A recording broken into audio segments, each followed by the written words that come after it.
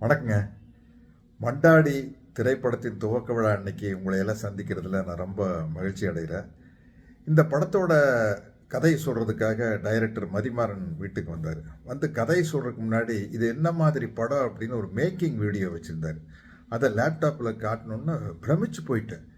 இப்படி ஒரு சமாச்சாரம் தமிழ்நாட்டுக்குள்ள ஒரு படகு பந்தயம், இந்த மாதிரி ஒரு படகு பந்தயம் எங்கே நடக்குது, நம்ம கேள்விப்பட்டதும் இல்லை பார்த்ததும் இல்லையேன்னு கேட்டேன்.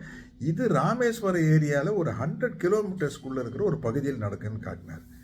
அப்புறம் எனக்கு என்ன மனசுக்கு ஓடினா, இது எப்படி இவங்க எடுப்பாங்க, அதை எடுத்துகிட்டு வந்திருக்காங்க ஒரிஜினல் ரேஸை, சினிமாவை அடிக்கையில் எவ்வளோ சிரமப்படுவாங்க அப்படிங்கிறது தெரிஞ்சது. மனசுக்குள்ளே என் கேரக்டர் சுமாராக இருந்தாலும் நடிக்கிறதுன்னு முடிவு பண்ணிட்டேன். ஏன்னா இப்படி ஒரு படத்தை மிஸ் பண்ணக்கூடாது. அப்புறம் கதையை சொன்னார், கேரக்டர் சொன்னார். கதையே ரொம்ப நல்லா இருந்தது, என் கேரக்டர் ரொம்ப பிரமாதமாக இருந்தது. ரொம்ப எனக்கு சந்தோஷமாக இருந்தது. அப்புறம் இதை போய் ஒரு ரிசர்ச் பண்ணி சொல்கிறார் டைரக்டர் மதிமாறன். அதுதான் முக்கியம். ஏன்னா மேலோட்டமாக ஒரு கதையை சொல்லி பிரயோஜனம் இல்லை, ரொம்ப ஆழமாக இறங்கியிருக்கார். இப்படிப்பட்ட ஒரு கதையை எடுக்கிறதுக்கு சரியான செலவாங்க.